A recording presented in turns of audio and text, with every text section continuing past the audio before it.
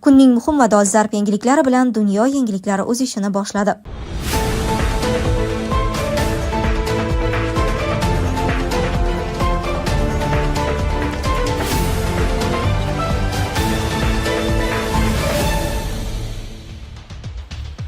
Savalyov Rossiyani Markaziy Osiyo va Armanistonda maxsus harbiy amaliyot o'tkazishga chaqirdi. Ramzan Qodirovning buyragi ishlamay qolgan. Kreml Chechenistonga yangi rahbar izlamoqda. Ukraina razvedkasi. AQSh Eron xalqiga murojaat qildi. Qo'shma Shtatlar Rossiya bayrog'i ostida suzayotgan yana 4 ta zombi tankerni ta'qib qila boshladi. AQSh harbiy bazalari nishonda. Tramp mintaqani yirik mojaroga tortib kiryaptimi? Yer ostida chiqqan imkoniyat. Mo'ynoq gazi O'zbekistonning strategik mustaqilligini mustahkamlay oladimi? Xamenei Islom inqilobi qo'riqchilariga tayanmoqda. Tehron ko'chalarida davlat va xalq to'qnashuvi boshlanyaptimi? Sedanachi milliy brenddan yangilik. Erkaklar orasida keng tarqalgan muammo tez hojatga chiqish, bel va qorin og'rig'i, kuchsizlik va quvvatning pasayishidir. Bu oddiy charchoq emas, prostata muammosi. Prostamix tabiiy vosita prostata bezini sog'lomlashtiradi, erkak kuchini qaytaradi, sog'liq uchun esa xavfsiz. Batafsil ma'lumot uchun 55 513 99 99 raqamlariga qo'ng'iroq qiling. Savalyov Rossiyani Markaziy Osiyo va Armanistonda maxsus harbiy amaliyot o'tkazishga chaqirdi. Rossiyalik teleboshlovchi Vladimir Savalyov Armaniston hamda Markaziy Osiyo Rossiya uchun Suriya yoki Venesueladan ko'ra ancha muhim ekanini ta'kidlab, ularni yo'qotish Moskva uchun ulkan muammo bo'lishini aytdi. Jurnalist bu hududlarda ham Ukrainada bo'lgani kabi maxsus harbiy operatsiya o'tkazishga chaqirdi. O'z maqsad va vazifalarimizni juda aniq shakllantirishimiz kerak, ochiq aytishimiz lozim. O'yinlar tugadi. Xalqaro huquq ham, xalqaro tartib ham biz uchun ahamiyatsiz.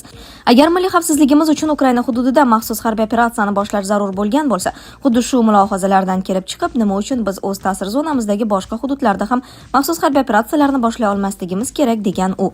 Boshlovchi bu so'zlarni Savalyov Live dasturida e'lon qildi. Uning fikricha, Rossiya o'z tashqi siyosatining ustuvor yo'nalishi sifatida yaqin xorij hududlariga e'tibor qaratishi zarur.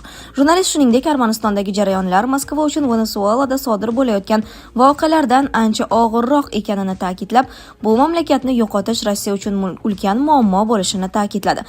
Savalyov bundan tashqari Markaziy Osiyoni bizning Osiyo deb atab, mintaqada yuzaga kelishi mumkin bo'lgan muammolar Rossiya milliy xavfsizligiga jiddiy xavf tug'dirishini iddao qildi. Jurnalist o'z chiqishida Rossiya rahbariyatini xalqaro huquq va xalqaro tartib masalalarini e'tiborsiz qoldirishga chaqirib, o'yin tugaganini aytdi. O'z milliy doktrinamizni shakllantirib, aniq aytishimiz kerakdir. Ta'sir zonamiz qayerlargachadir cho'ziladi. Shunda hammasi ravshan bo'ladi, hammasi tushunarli bo'ladi. Cho'chqalarga marvarid sochishni to'xtatishimiz va Yevropada nima deb o'ylashlarining bizga farqi yo'qligini ochiq aytishimiz kerak degan Savalyov.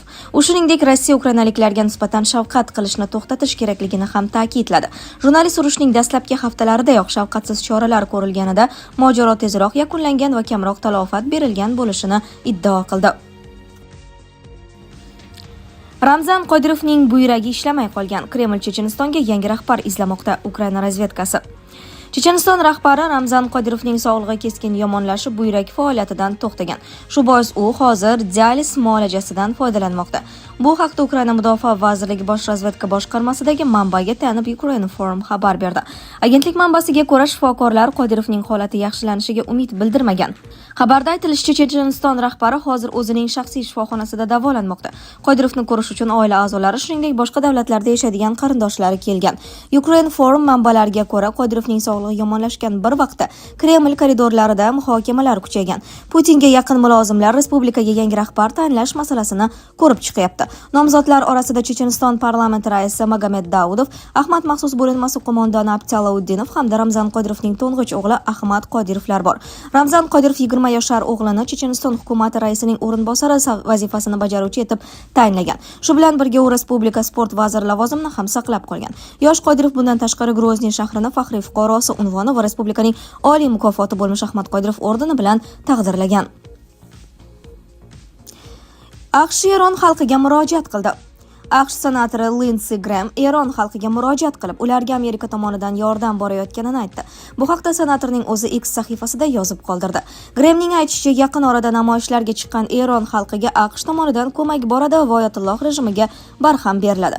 Uzoq davom etgan dahshatli tushingiz tez orada tugaydi. Yordam allaqachon yo'lda. Sizning zulmga chek qo'yishdagi jasoratingiz va qat'iyatingiz AQSh prezidenti va erkinlikni sevuvchi barcha insonlar tomonidan e'tirof etildi.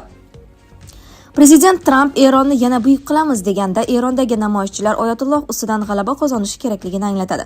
Trump Oyatulloh va uning sheriklari hokimiyat tepasida ekan, Eron hech qachon buyuk bo'la olmasligini tushunadi deya yozgan senator. Ma'lumot uchun mamlakatda ommaviy namoyishlar 28-dekabrdan buyon davom etmoqda. Ular Tehrondagi markaziy bozorda boshlangan bo'lib, ko'plab do'kon egalari giperinflyatsiya va narxlarning keskin oshishiga norozilik sifatida savdo shoxobchalarini yopgan. Qo'shma Shtatlar Rossiya bayrog'i ostida suzayotgan yana 4 ta zombi tankerni ta'qib qila boshladi. AQSh harbiy dengiz kuchlari Atlantika okeanida Rossiya bayrog'i bilan suzayotgan yana 4 ta neft tankerini ta'qib qilmoqda. Ular Venesuela hududiy suvlaridan chiqqan bo'lib, soya floti tarkibiga kiradi. Bu haqda New York Times sun'iy yo'ldosh tasvirlari va o'z manbalariga tayanib xabar berdi. Nashrga ko'ra, Venesuelani turli yo'nalishlardan tark etgan jami 16 ta tanker bir vaqtning o'zida harakatlana boshlagan. Kema ekipajlari bu orqali AQSh harbiylari ularning barini to'xtatib qola olmasligiga umid qilgan. Materialda yozilishicha, tankerlar taqibidan xalos bo'lish uchun bayroq va nomlarini tez-tez o'zgartirgan Rossiya portlari esa ularni qayta ro'yxatdan o'tkazgan. Avvalroq Bella bir tankeri ham xuddi shunday yo'l tutgan edi. U Venesuelani tark etgandan so'ng o'z nomini Marineraga o'zgartirib, bortiga Rossiya bayrog'ini chizgan. Moskva esa uni kuzatib borish uchun suv osti kemasini yuborib, Qo'shma Shtatlardan ta'qibni to'xtatishni so'ragan. Biroq AQSh harbiylari tankerni britaniyalik hamkasblari bilan hamkorlikda to'xtatib, egallab olgan. AQSh Moliya vazirligida sanksiyalar ijrosi bilan shug'ullangan sobiq amaldor David Tannenbaum vaziyatni shunday izohlagan. Bu aslida zombi poygasi, faqat orqangdan quvib kelayotgan kemadan tezroq bo'lish kerak. AQSh harbiy bazalari nishonda. Trump mintaqani yirik mojaroga tortib kiryaptimi? Agar AQSh Eronga hujum qilsa, uning va Isroilning mintaqadagi harbiy bazalari nishonga olinadi. Bu haqda Eron parlamenti spikeri Muhammad Bag'ir G'olibov ma'lum qildi. Spiker mamlakatda davom etayotgan norozilik namoyishlari fonida shunday ogohlantirish berdi. Bunga AQSh prezidenti Trampning Eronga zarba berish bo'yicha bir nechta variantlarni ko'rib chiqayotgani sabab bo'ldi. G'olibov har qanday xorijiy hujum AQSh va Isroil obyektlariga qaratilgan javob zarbalariga olib kelishini aytdi. Eronga hujum qilingan taqdirda Isroil hamda mintaqadagi barcha Amerika harbiy markazlari, bazalar va kemalar bizning qonuniy nishonlarimizga aylanadi, dedi u. Eron parlamenti 11-yanvar kuni namoyishlarni muhokama qilish uchun yig'ildi. Yig'ilish vaqtida ayrim deputatlar Amerikaga o'lim degan shiorlarni aytdi. Mamlakat bo'ylab davom etayotgan namoyishlarda kamida 116 kishi halok bo'ldi, 2600 kishi qo'lga olindi. 8-yanvar kuni Trump agar namoyishchilar o'ldirilsa, AQSh Eronga qarshi kuchli zarba berishga tayyor ekanini ma'lum qilgan. Eron ehtimol hech qachon bo'lmaganidek ozodlikka intilmoqda. AQSh yordam berishga tayyor deb yozgan u Truth Social ijtimoiy tarmog'ida. Yer ostidan chiqqan imkoniyat: Mo'ynoq gazi O'zbekistonning strategik mustaqilligini mustahkamlay oladimi? Qoraqalpog'istonning Mo'ynoq tumanidagi yana bir yangi izlov qudug'ida katta bosimda tabiiy gaz oqimi borligi aniqlandi. Bu haqda O'zbek neft gaz xabar berdi. Ma'lum qilinishicha, Ustyurt mintaqasidagi Mo'ynoq koni yaqinida joylashgan Shagirlik quyi yura 2-sonli izlov qudug'ida sanoat miqyosida tabiiy gaz oqimi aniqlangan. Bu maydon Tog'kon sanoati va geologiya vazirligi tasarrufidagi O'zbek geofizika aksiyadorlik jamiyati va neft va gaz konlari geologiyasi hamda qidiruv instituti DM tomonidan 3D seismik qidiruv ishlari ma'lumot asosida chuqur izlov bo'g'irlashga tayyorlangan, deyiladi xabarda.